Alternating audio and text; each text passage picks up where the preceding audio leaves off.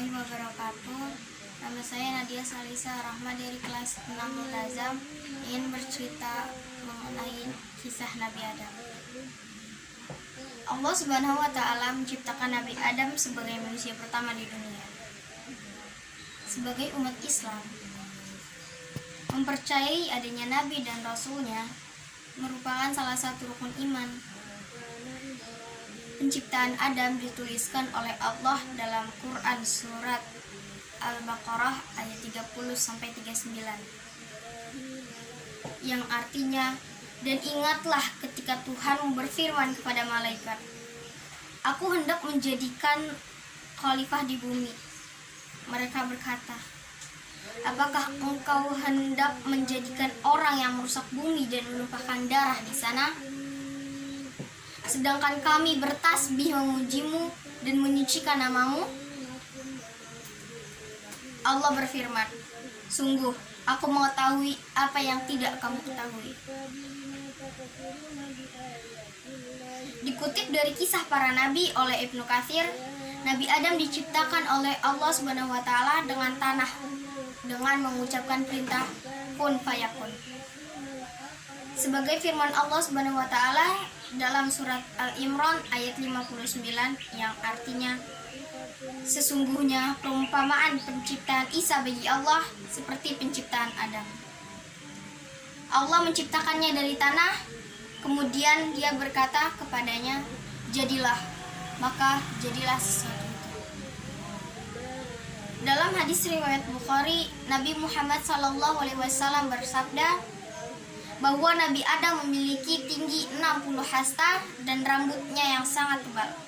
Sesungguhnya Allah telah menciptakan Nabi Adam yang berambutnya sangat tebal, tubuhnya menjulang tinggi seperti buah kurma. Kemudian Allah Subhanahu wa Ta'ala ajarkan semua hal kepada Nabi Adam agar ia memahaminya.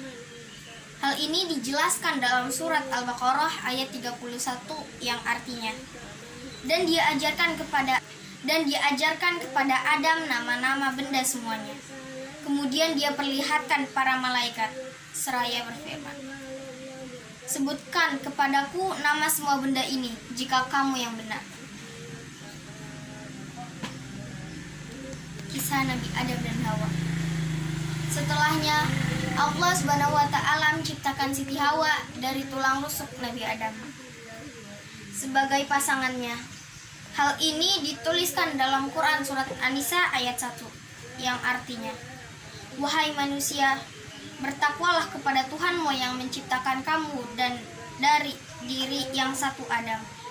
Dan Allah menciptakan pasangannya Hawa dari dirinya, dan dari keduanya Allah perkembangbiakan laki-laki dan perempuan yang banyak. Bertakwalah kepada Allah yang dengan namanya kamu saling meminta, dan peliharalah hubungan kekeluargaan. Sesungguhnya Allah telah menjagamu dan mengawasimu. Kemudian Allah mempersilahkan Nabi Adam dan Siti Hawa untuk tinggal di surganya dan menikmati semua nikmatnya. Hanya saja Allah melarang Nabi Adam dan Siti Hawa untuk mendekati salah satu pohon di surga. Allah berfirman, wahai Adam, tinggallah engkau bersama istrimu di dalam surga, dan makanlah apa saja yang kalian berdua sukai. Tetapi janganlah kamu berdua mendekati pohon yang satu ini. Apabila didekati, kamu berdua termasuk orang-orang yang zalim. Namun sayang, iblis menggoda Nabi Adam dan Siti Hawa untuk memakan buah yang dilarang oleh Allah. Iblis mengatakan bahwa buah tersebut dapat mengubah mereka menjadi malaikat dan bisa hidup kekal di surga. Hal ini tertulis dalam surat Al-A'raf ayat 20, yang berarti, kemudian setan membisikkan pikiran jahat kepada mereka agar menampakkan aurat mereka yang selama ini tertutup. Dan setan berkata, Tuhanmu hanya melarang kamu berdua mendekati pohon ini, agar kamu berdua tidak menjadi malaikat atau tidak menjadi orang yang kekal dalam surga. Akibatnya, Nabi Adam dan Siti Hawa pun diusir dari surga. Mereka berdua pun diturunkan ke bumi dan dipisahkan. Hal ini tertulis dalam Quran surat Al-Baqarah ayat 36, yang berarti, lalu setan memperdayakan keduanya dari surga, sehingga keduanya dikeluarkan dari segala kenikmatan. Ketika keduanya di sana surga, dan kami berfirman, turunlah kamu, sebagai kamu menjadi musuh bagi yang lain, dan kamu ada tempat tinggal dan kesenangan di bumi sampai waktu yang ditentukan. Sebelum itu, Nabi Adam dan Siti Hawa memohon ampun kepada Allah seraya bertaubat atas dosa yang diperbuatnya. Hal ini tertulis dalam surat Al-A'raf ayat 23,